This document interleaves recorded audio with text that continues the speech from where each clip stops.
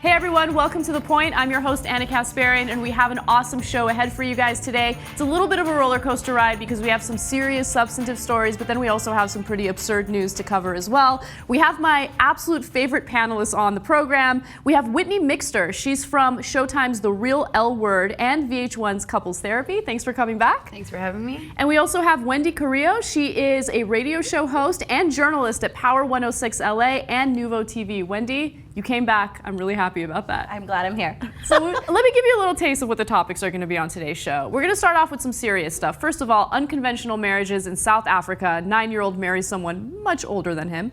And also thousands of women are being accused of sorcery in rural areas of India, and they're being tortured and murdered as a result. We'll give you the details on that. Also, a man gets caught in a scandalous situation, and he basically fights back and kills his wife. Why did that happen? How did that happen? Details on that. And also, a South Carolina woman tries to steal a vibrator in a pretty hilarious way. And then we'll end the show with a violent home invasion that leads to a little bit of payback or strike back from the victim. So we'll get to all of that stuff. But before we do that, let's go ahead and talk about the serious news stories of the day. We start off with South Africa. A 9-year-old boy in South Africa married a 62-year-old woman because it's part of their culture. Apparently, the 62-year-old woman claimed that her ancestors indicated that she needed to marry this 9-year-old or else really, really bad things were to happen. Now, the 9-year-old is Sani Misilela. I don't know if I said that right. I did my best. And Helen Shabangu was the one who got contacted by her ancestors. And we have a little snippet of the wedding for you guys, so let's take a quick look at that. Now 9 years old, Sunil has walked down the aisle once more with his 62-year-old bride in nearby Mpumalanga. He wore the same tiny tuxedo and was even willing to pucker up for another kiss.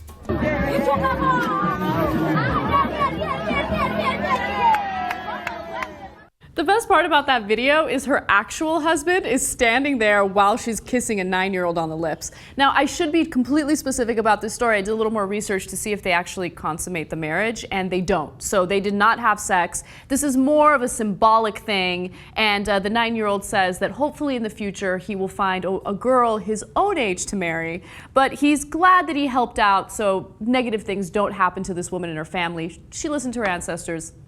He's happy about it. So I want to know what you guys think about this. I'm going to start off with you, Wendy. Make your point. Yeah, I thought it was really interesting because it's ceremonial, it's traditional, but she's in a white Western wedding gown, which is very confusing. But I think at the end of the day, if it's something that they're doing because it's something that the tribe is doing and it's for the ancestors and it wasn't consummated, then it's okay, I guess. Yeah, I think it makes a lot of people uncomfortable because he's so young, but if they're not having sex, I guess it's okay. Whitney, what do you think? Well, that's the thing that kind of gets me here. I mean, essentially this was kind of like a gratuitous, distorted version of like playing house because it's not actually even a legal marriage is what they were saying here. So I'm confused. It just seems like, when I was little, I would, pretend marry a friend or something like that. Like I'm confused as to how it became like such a pertinent news story when it's not even really a legal thing and they didn't consummate it. It just seems like This is the perfect example of a sensationalized news story. Right. Something that makes Westerners feel really uncomfortable. Yes. So, you'll have certain news publications write about it. But one thing that I did notice about this is, yes, it does make people really uncomfortable, but we do weird things in the Western world as well. So, circumcision would be one example of that. People think that it's unnecessary, it's brutal. People do it when the kids are as old as 8 years old in some cases. So, I mean, in this case, as long as there's no sex involved and as long as it's more of a symbolic thing, I guess it's okay. I don't really believe in ancestors communicating with you from the dead. Yeah. But it is what it is. Well, and also in the article, they actually say that the dead ancestors gave their blessing. So I'm like, wait, was it their idea or did they give the blessing? Was it her idea? And she's like, don't worry, because I got permission from Aunt, Marietta from the dead. I don't really understand that aspect of things. But also on a more serious level, men are marrying women or young girls right. this age and consummating this. And I think that that's a much more, weighted issue than this kind of play situation. I don't know. Child marriage is a really big problem in many countries throughout the world. So that was a great point. Well, we do have a less serious question to ask you guys about this story or related to this story. And it's whether or not you would be willing to marry someone 50 years older than you? And if you were, who would it be? Wendy. Well, my ancestors have said that I should probably marry somebody like James Gardner. I think he's hot, and he just passed, unfortunately. But there's a photo circulating of him on the march in Washington from the 60s. It's just so hot. And he, if people don't know him, he's the guy that played the older Ryan Gosling in The Notebook. Oh, yeah. I didn't know who it was. I was like, oh yeah, totally. That guy is real hot. So hot. His name sounds sexy. We can talk civil rights all day, every day. Oh, you know? I like that. Okay, great. Yeah. What about you, Whitney? I have to say, if we're talking ideal world situation, because it's hard for me to decide between these two, I'm going to go with a sister wives situation of Betty White and Dolly Parton. What? Nice. That's like a power couple right there. Betty Boom. White is one of my favorite people on the planet. I have Yes. a Betty White t-shirt that says "Stay Golden." It's just her face and it says "Stay Golden" on it. I am probably gonna get in trouble for saying this, but that's what we do on this show. I have a crush on someone who's much older than me. He's not 50 years older than me, he's 28 years older than me, but it's Colonel Morris Davis. And he's like insanely intelligent. He was a US Air Force officer and a lawyer. He was a lawyer for Guantanamo Bay, and then he decided to resign because he objected to what was going on in Guantanamo Bay. And he's just a really intelligent, sexy, sexy man. So You kind of cheated there though. Like we went like way older, and you only went like 28 years older. You went like attainable. Right, that is attainable. I would like to think that mine are also attainable, and I've been working on it for years. But this Mine guy, died, okay? yeah, Not even you're gonna have attainable a at all. hard time. Although you might have a chance in the afterlife. He could come back. if you were single, would you really marry Betty White? I mean, yeah. Yeah? Fuck yeah. I think Yeah. being married, I think I would have permission to marry her from my wife. Wow. Okay. Just saying, Betty. Interesting. Put it out there. Dolly too. Don't forget about Dolly. Get Come it, on. girl. Get Yeah. it, girl. All right. So, what do you guys think? If you had to marry someone 50 years older than you, who would it be? Obviously, if we have male viewers, you can pick a woman.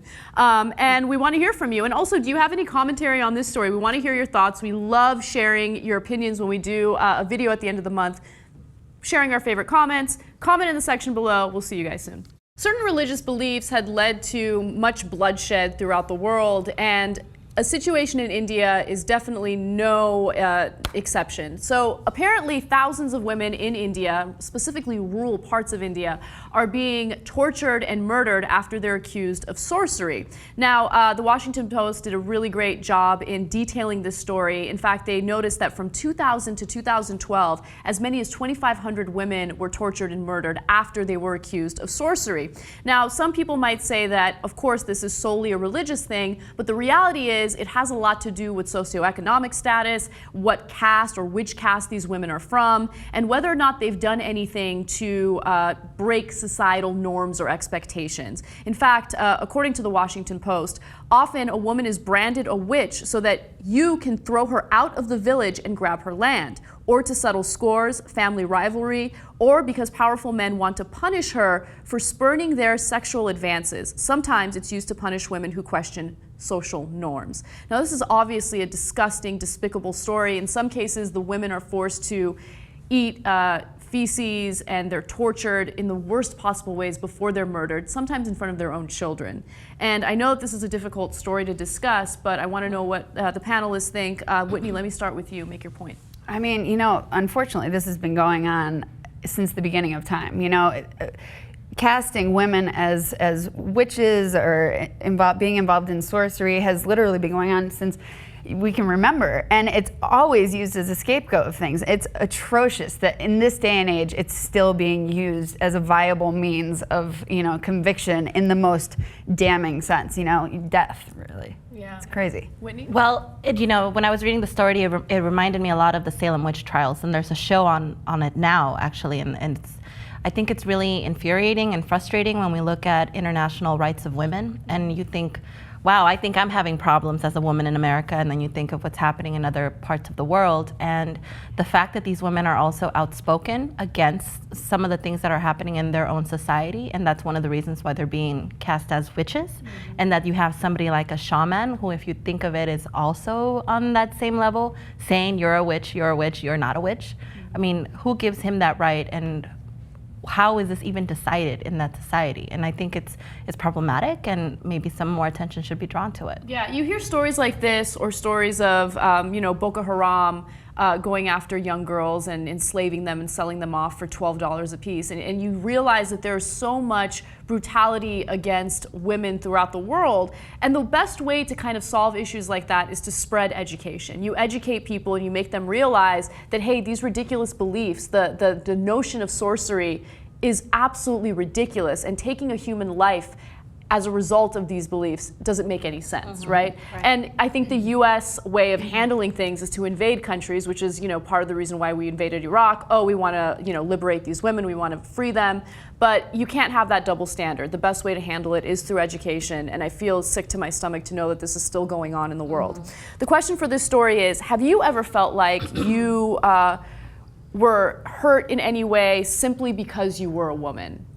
Aside from when I was in 6th grade, I wanted to play the drums, and there was auditions, and I felt like I didn't get put through because I was a girl at the time.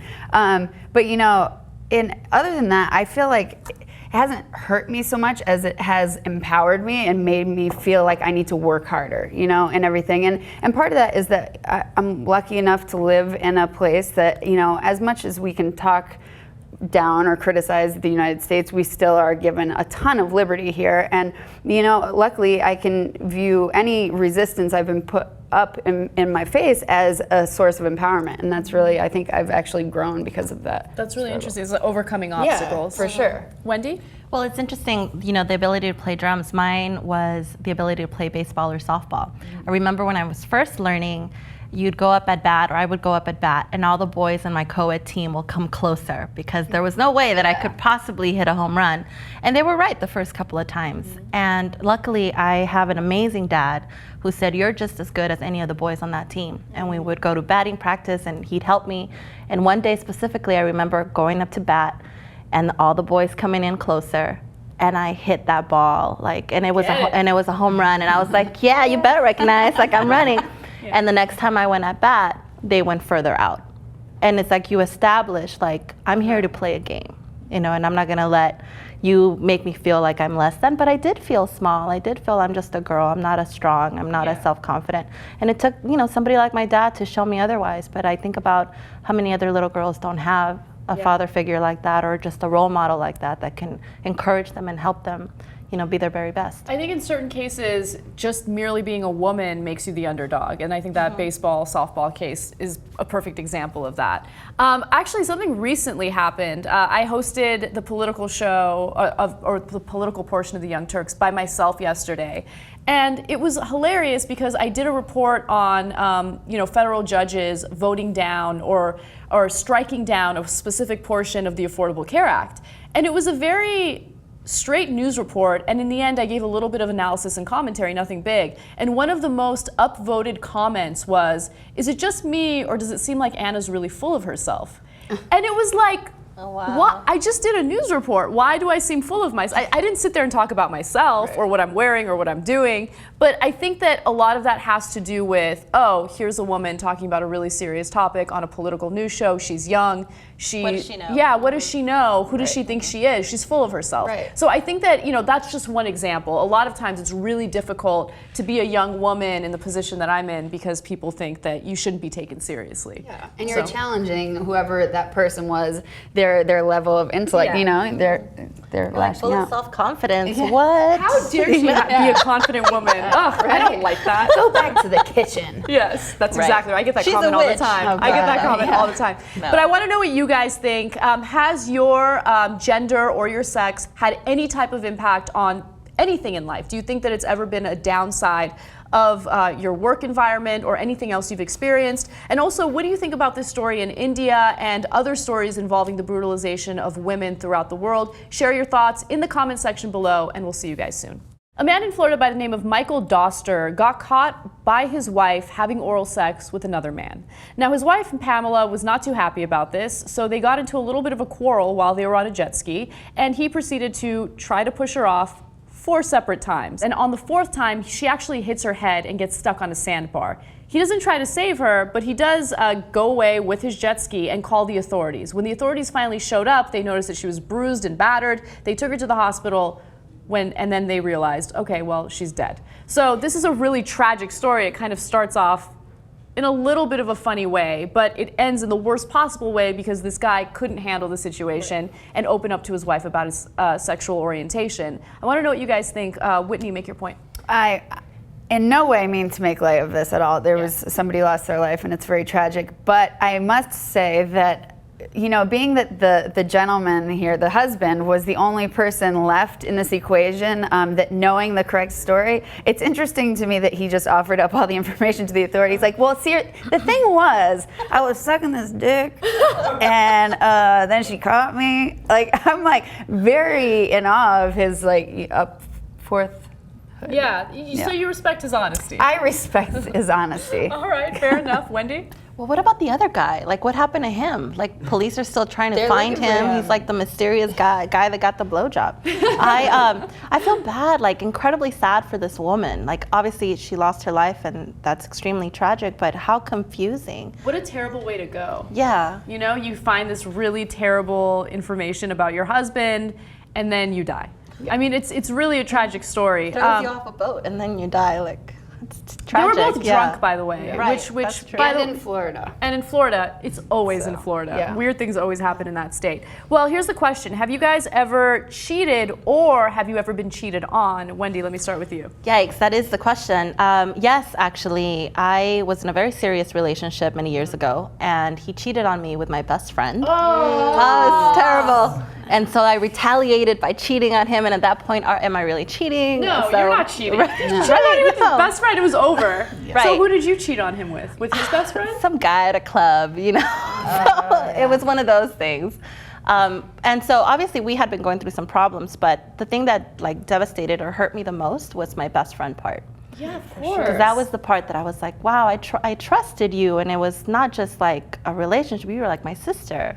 How could you do this? These hoes ain't loyal. I no. Are you still friends with that girl? No. We had a similar boat situation. No, I'm just kidding. No. She's still on the sandbar. No, it was pretty much over. Wow. That's a devastating story. Whitney, what about you? You know what?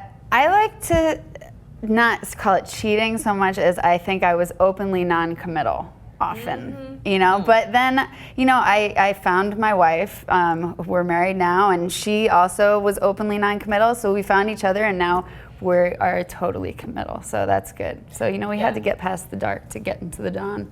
Openly non-committal is not fun. All right, I'm just gonna put that out there. Like, it's fun for a little while. Like, oh, we're keeping it cash. No, fuck that. Like, man up and do something about it. Anyway, moving on. So You're not answering the question? I know. Okay, I'll answer the question. I have been cheated on, and I also have cheated. So I'll share the cheated on story so I don't look that bad. So I was dating someone, and I found out that while I was dating him, and I worked with him, while I was dating him, he was dating someone else at work. And he won like some sort of, it was like a sales position that he had, and because he made enough sales, he won like this casino party invitation that the company was having. And instead of taking me, he took the girl, and I found out from another coworker that he was there like all over her. And I was like, oh, and it was embarrassing because all of my coworkers are now talking about how this dude has been like playing both of us, right? And then I had a 7-year relationship with him. But you know, Did she too, or no? No, Okay, no, good. no, That's she good. didn't. She didn't. That's She good. didn't. But you know, sometimes relationships start off rocky. Yes. And you know, that was a beautiful experience. Not the cheating part, but the relationship itself. So it is what it is. You know, you never know where a relationship's going to take Yes, you. to live and learn. Exactly. All right, guys, tell us what you think. Have you ever been in a non-committal relationship? Did it drive you crazy? We want to hear your story. And also, what would you do if you were this man's wife? Would you confront him about it and continue to get back on that jet ski? Or would you just walk away and just deal with it later? We want to hear from you guys. Comment in the section below, and we'll see you soon. Everyone has their moments of desperation when it comes to pleasure, and Misty Ann Lee is no exception. In fact, she wanted a vibrator so bad that she went to a Spencer's in South Carolina, stole a vibrator, and literally put it in her child's stroller. When she got caught by one of the workers at the store, she was like, I don't know, what are you talking about? And then finally she was like, Okay, fine. Here's my massive vibrator. And so she did get charged with shoplifting. There's really no important statement to make about this story. It's just a fun story to talk about, but I do want to know what you guys think about it. Whitney, let me start with you. Make your point. I mean, first of all, is Spencer's still open? Like, how is that still around? I think that's the real gist of the story, Where right? is the market for boob hats and penis mugs? Is it that big? I don't know. But you know what? The fact is this, okay? If there is a store that can simultaneously sell dildos and Pokemon memorabilia, like there's a problem there. The fact that the child was even allowed in a store where there are vibrators and dildos, like that should be where the line is drawn. But they sell all this wide variety of stuff for kids and adults alike. Yeah, yeah. Wait, are you giving her a pass for stealing the vibrator? I mean, I think I'm blaming Spencer's. Okay? I love it. Wendy. I want to give her a pass for stealing a vibrator because if you have a baby, it should come with a vibrator. Like they give you a stroller or whatever, a pack of diapers at the hospital. It should come with a dildo on the side. Yeah. I mean, I feel so bad for her, poor woman. Where's her? Like, she got a baby. Like, what happened? There's obviously something missing. Yeah, there is something missing. I don't know. Maybe her man's not treating her right. Maybe he left. You know, look, everyone needs a little bit of pleasure. I actually think that dildos and vibrators should be part of the Affordable Care Act. Like, forget about. It should be part of what? Yes, it comes with the baby. That's what I just said. If we really genuinely care about healthcare and we want to ensure that women are happy and healthy, give them a vibrator. Bzz, bzz, okay, they'll be very, very happy. All right, so here's the question. Have you ever shoplifted or stolen or had anything stolen from you? Wendy. You know, interestingly enough, I stole something from Spencer's also. And it was a Jimi Hendrix poster with the black felt, you know, with the black lighted, like it's all like neon. This was in high school, so. What a hippie. Yeah, Nice. Flower power all the way. Love it. Whitney. I'm gonna one-up you a little bit. I was never a shoplifter. I really went big or went home, and when I was 13, I stole a car. Damn! I'm sorry for all of you that thought. I mean, here's the thing though, I really thought I saw it as borrowing, because yes, technically I was stealing it, but I went to bring it back at the end of my, little rendezvous around town. That's when, I guess it was considered stealing because I sped away when I noticed that the cops were coming and ditched it and then hid in the lake for like 2 hours at night. So you never got caught? Oh, I got caught. My friend wasn't as ballsy, and she, instead, my idea, my ingenious, spiraling, dominoing, this is how crimes happen. It was innocent and then it got serious. I thought, you know what? Let's just swim across the lake and walk home and pretend like this never happened. And she was ready to throw in the towel, so we walked hand in hand down the street like Bonnie and Clyde or Thelma and Louise or whatever the hell. And yeah, we got arrested, so. Oh, wow. That's the extent of my record. Wow. That's kind of awesome. That's the only time I got caught. That's amazing. Did you spend any time in juvie for it? No, actually I did not. My dad wanted to press charges. It was his girlfriend's car at the time, so he wanted to press charges, ironically enough, and she did not. So Wow. Thanks, All right. Dad. Yeah, Jesus. Yeah. Well, instead of answering this question, I want to share my own car stealing story. I didn't steal a car. I didn't steal a car, but my very first boyfriend, like my first love, and it was total puppy love. I started dating him at 14. He was kind of a bad seed, right? And so every morning I would like tell my mom I'm going for a run, but we would always meet up together, go to a donut shop, and like have coffee and donuts together. And this one morning it was just pouring outside, but he didn't want to miss our little donut outing, so he stole, I think he was 16 at the time, he stole his brother's car to pick me up to take me to the donut shop. While he was doing that, the cops spotted him, and he tried to get away. He crashed into 2 cars as he was speeding away. He got caught. There were helicopters right above my home because he got out of the car and ran into my backyard. And my mom's like, what's happening? Why are there helicopters above our home? I'm like, I don't know. And then the cops called my mom's, the landline there. And they're like, are you harboring a suspect? And my mom's like, what? What's going on? And then sure enough, they finally caught him. And he spent 6 months in juvie. Oh my God. Wow. The thing is, Your I feel mom like was right, kind of. My mom. there's some type of donut police joke in there to be had because, the irony. They were a little jelly. They're like, we want to go have donuts. Hey, little jelly donut. Yes. All right, guys, tell us what you think. Have you ever stolen anything or had something stolen from you? And also, what do you make of this Vibrator story? Do you think Vibrator should be part of the Affordable Care Act or WIC? We want to hear from you. Comment in the section below. We'll see you soon. Two homeless men invaded a home in Oregon, Johnny Moore and Joseph Killingsworth, which is an insane last name. And while they were in the process of trying to rob this guy, apparently the guy was able to get his hands on a gun and fire warning shots to scare them off. Now, this is when the story gets really funny.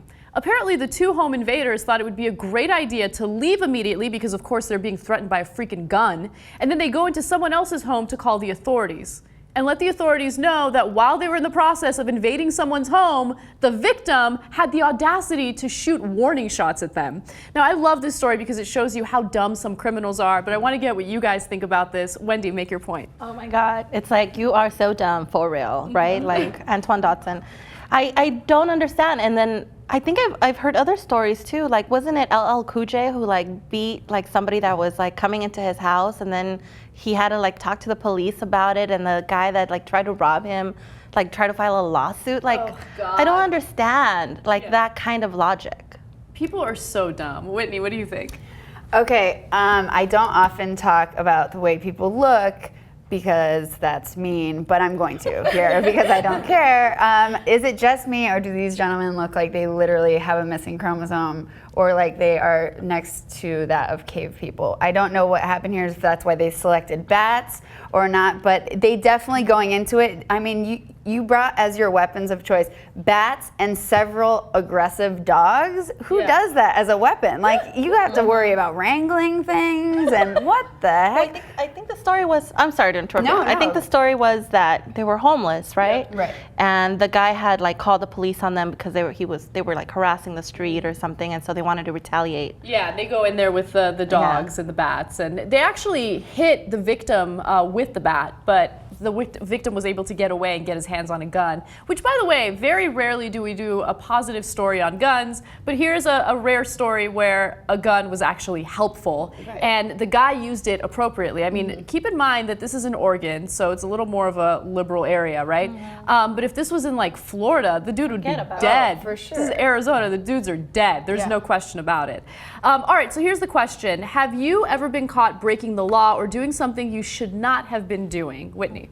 Well, as I said, if you see the other story, I like to think I borrowed the car when I was 13, but I guess it was considered stealing. But I did try to bring it back, if it's any consolation. So, but other than that, I mean, I think in terms of being caught doing something I shouldn't have been doing, that was like the first 2 seasons of The Real L Word. Pretty much just caught doing things I should never have been doing, and then let's just air it on television. Sounds awesome. I haven't seen the show, but we've talked about it in detail today, off camera, and I can't wait to watch it. It'll be interesting. I can't wait for your perception of me to be very No, much skewed no, I in think- a positive direction. I think that we've gone through some similar situations, Yes. so it'll be good. Good. Yeah. Great. Wendy? I, being the political junkie that I am, tried to sneak in one time to like an Obama event when he was running, when he was still senator. Yeah.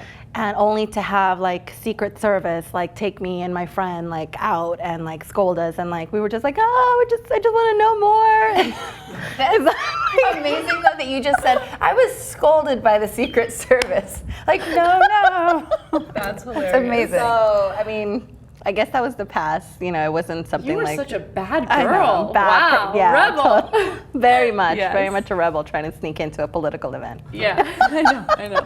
I don't think I've done anything illegal except for like speeding and like traffic related situations. But I did get caught doing things that I shouldn't have been doing. And that was, again, with like the first love of my life. When I was super young, I was a teenager. My mom didn't want me to date him.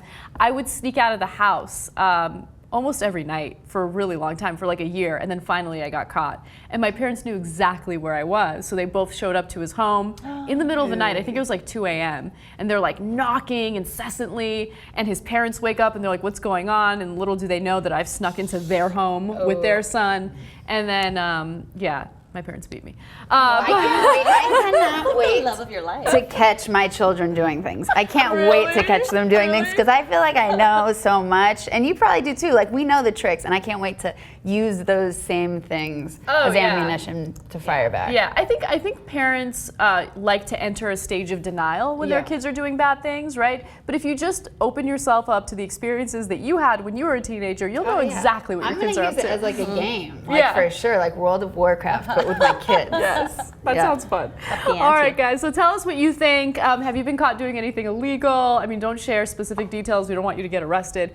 And also, if you haven't done anything illegal, have you gotten caught doing something you shouldn't be doing? Share your experiences, your thoughts, your comments in the section below. We will read them if we like them in our monthly video where we basically share the feedback you guys have given us. And I hope you guys enjoyed the show. Have a great week. I want to thank our awesome panelists today, Whitney Mixter. Please tell everyone where they can find more about you. You can follow me on Instagram and Twitter at Whitney Mixter LA. Same thing. Also follow me on Twitter at Wendy Carrillo and on Instagram, same name. By the way, like, part of me wants to pronounce your name correctly, right? I'm like, do I do a Pakistan thing that Obama does, or do I just like pretend like I don't know how to pronounce your name appropriately? You should try it. Next time I'm gonna do it, Carrillo. There you go. All right. You were in Spain for a while. I feel like you should have had that. But then it's like a different kind of Spanish, and we'll get into that. Yeah. And We'll start judging you. We're just gonna start criticizing you. Well, guys, I'm Ana Kasparian. You guys can check me out Monday through Friday on the YoungTurks.com or TYTNetwork.com. We are on air from 6 to 8 p.m. Eastern Time. We hope you have a freaking awesome week, and we'll see you next week with another episode of The Point.